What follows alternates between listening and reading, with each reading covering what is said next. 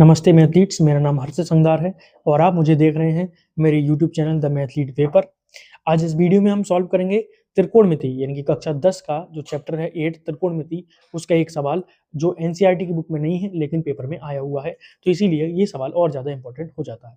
तो चलिए भाई सॉल्व करते हैं। हमें दे रखा है कि यदि sec theta minus tan theta बराबर x, तो सिद्ध करना है हमें sec theta plus tan theta बराबर 1/x और साथ में ही sin थीटा और cos थीटा का मान भी ज्ञात करना है। तो इसके लिए मैं यहाँ पर बीच में इस बोर्ड का डिवाइडेशन कर देता हूँ जिससे कि हमें जगह कम ना पड़े। तो चलिए भाई देखो, इस सवाल को सिद्ध करने के लिए सबसे पहले मैं यहाँ पर लिख लेता हूँ कि जो हमें दे रखा है, हमें क्या दे रखा है कि sec theta minus tan theta बराबर क्या दे रखा है भाई x। ठीक, अब देखो हमें वैल्यू लेकर आनी है sec theta plus tan theta की। हम यहाँ पर एक सर्वसमीका का प्रयोग करते हैं।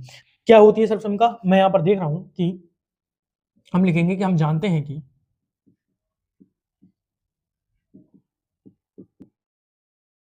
1 प्लस tan स्क्वायर थीटा बराबर sec स्क्वायर थीटा, ये भी हम सबको पता है।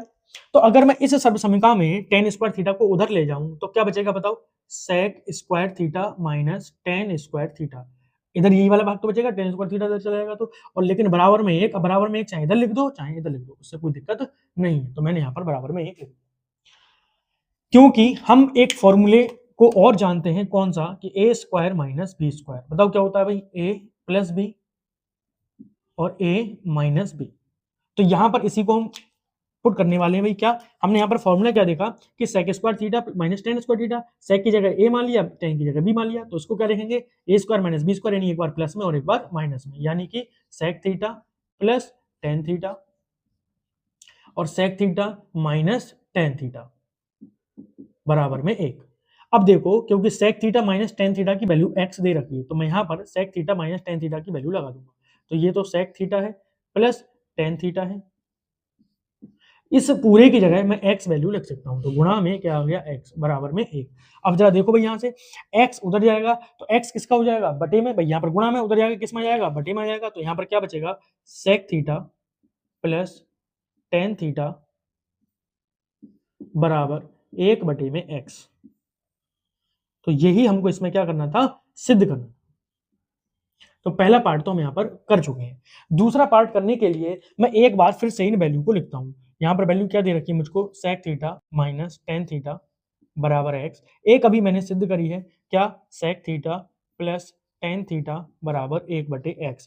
तो मैं इसको क्या करता हूँ, यहाँ पर इसको समीकरण नंबर 1 मान लेता हूँ और इसको समीकरण नंबर 2 मान लेता हूँ। सही है भाई, ये आ गई समीकरण 1 और समीकरण 2। अब देखो हम यहाँ पर क्या करेंगे, हमें निकालना किसका मान है? कॉस का मान निकालना है और साइन का मान निकालना है। तो कॉस और साइन का मान निकालने के लिए सबसे पहले काम क्या करूंगा मैं, कि इन दोनों समीकरणों को जोड़ दूंगा। जब मैं इन समीकरणों को जोड़ूंगा तो बताओ tan से क्या कट जाएगा? tan बचेगा क्या? sec बचेगा, और sec से cos की वैल्यू आसानी से निकाली जा सकती है। तो मैं यहाँ पर क्या काम कर रहा हूँ कि समीकरण 1 व 2 को जोड़ने पर, जोड़ दो भाई समीकरण 1 और 2 को। तो समीकरण 1 और 2 को हम जोड़ दे रहे हैं, तो यहाँ पर आएगा sec theta minus tan theta बराबर में x, और साथ में sec theta plus tan theta बराबर में 1/x। और अगर हम इनको जोड़ेंगे तो जोड़ने पर हमें क्या मिलेगा भाई? tan से क्या कट जाएगा? tan, तो क्या बचेगा? sec थीटा और sec थीटा, यानी कि 2 sec थीटा बराबर में x और प्लस में 1/x। अब क्या करें, हम यहाँ पर एलसीएम ले लेंगे भाई। तो एलसीएम लेंगे तो बताओ 2 sec थीटा बराबर एक्स स्क्वायर और प्लस में 1 बटे में x, ये तो बचेगा भाई। x का क्या कर दो? स्क्वायर, तो एलसीएम लेंगे तो यहाँ पर ये हो जाएगा। अब 2 कहाँ चला जाएगा भाई? नीचे, तो ये आ जाएगा sec थीटा बराबर कितना आ जाएगा? एक्स स्क्वायर प्लस में 1 बटे में 2x। लेकिन हमें sec की वैल्यू नहीं चाहिए, हमें वैल्यू किसकी चाहिए? cos की। और हम जानते हैं कि cos थीटा बराबर क्या होता है? 1/sec theta.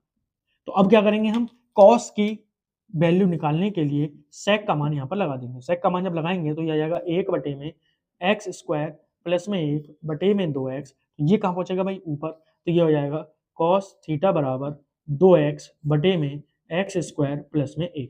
तो ये हमारा किसका मान आ गया भाई? cos थीटा का मान यहाँ से निकल कर आ गया। ये हमारा पहला आंसर हो गया। अब हमें साइन का मान निकालना है, तो साइन का मान निकालने के लिए हमारे पास में अब 2 तरीके हैं। क्या? कि मैं इसी प्रकार से समीकरण 1 में से 2 को घटा दूं, तो sec से sec कट जाएगा, tan बचेगा, और tan के लिए हम sin बटे cos लगाकर, cos की वैल्यू लगाकर sin की वैल्यू निकाल सकते हैं। लेकिन हम यहाँ पर उसका प्रयोग नहीं करेंगे। हम यहाँ पर लिखेंगे कि हम जानते हैं कि हमें पहली सर्वसमीकरण अपनी पता है, क्या होती है? sin square theta plus cos square theta बराबर में 1 होती है भाई। हमें किसकी वैल्यू निकालनी है? साइन की वैल्यू निकालनी है। साइन की वैल्यू निकालने के लिए मैं इसके इधर साइन को छोड़ूंगा, cos को उधर ले जाऊंगा। तो बताओ, यहां से बचेगा साइन स्क्वायर थीटा बराबर 1 माइनस cos स्क्वायर थीटा। अब जरा बताओ भाई, साइन को साइन रहने दो अभी, बराबर में 1 माइनस cos की वैल्यू अभी अभी हमने निकाली थी। cos की वैल्यू क्या है अभी बताओ? cos की वैल्यू है 2x बटे में x स्क्वायर प्लस में 1। लेकिन उसका क्या हो रहा है? स्क्वायर, तो पूरे का क्या कर दो? स्क्वायर। यहां से मैं क्या करूंगा कि साइन स्क्वायर थीटा बराबर, बताओ भाई, एलसीएम ले लें, तो एलसीएम क्या आएगा? एक्स स्क्वायर प्लस में 1 का होल स्क्वायर, क्योंकि ये स्क्वायर लगना है तो ऊपर वाले पर अलग कर दो स्क्वायर, नीचे वाले पर अलग कर दो। तो यहाँ से एलसीएम लेंगे तो नीचे वाला ये एलसीएम आ जाएगा, तो ऊपर भी यही पहुंचेगा, एक्स स्क्वायर प्लस 1 का होल स्क्वायर माइनस ये क्या है बेटा? 2x। तो 2x का स्क्वायर है, तो मैं यहाँ पर लिख देता हूँ 4x स्क्वायर। ठीक है भाई, ऐसे भी कर सकते हैं। अब देखो आगे क्या करें कि साइन स्क्वायर थीटा का हमें मान निकालना है। यहाँ पर बताओ, इसका होल स्क्वायर खोल दे रहा हूं मैं, तो x का स्क्वायर क्या होगा? x की पावर 4 प्लस में 1 प्लस 2x स्क्वायर, ये तो था फॉर्मूला, a का स्क्वायर प्लस b का स्क्वायर प्लस 2ab। a की जगह x का स्क्वायर है तो ये 2x स्क्वायर आ गया, माइनस के 4x की पावर 2 बटे में x स्क्वायर प्लस 1 का होल स्क्वायर। अब क्या करेंगे हम? साइन स्क्वायर थीटा है, मैं यहाँ से स्क्वायर हटा दूंगा और केवल क्या बचेगा? साइन थीटा, तो इधर चला जाएगा पूरे में अंडर रूट। अब जरा देखो यहाँ पर क्या बच रहा है? x की पावर 4 बची, 4x स्क्वायर प्लस माइनस के 2x स्क्वायर प्लस के, तो यहाँ पर बचेंगे क्या? माइनस के 2x स्क्वायर बचेंगे। नीचे बताओ बेटा, x स्क्वायर प्लस 1 का होल स्क्वायर। अब देखो भाई यहाँ से क्या है कि अंडर रूट ऊपर भी है और नीचे भी है।